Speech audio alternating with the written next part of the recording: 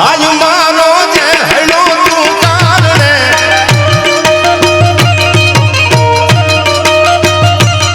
જનનીએ કચરી યાદ દેલી કામને કમરી કસી આ બાજુ દુશ્મનની ફોજ આવી ગયેલી મરણ મેવાડા તણું પીઠિયા હવે પાણી ખૂંદતું આ દીકરો તમારો છે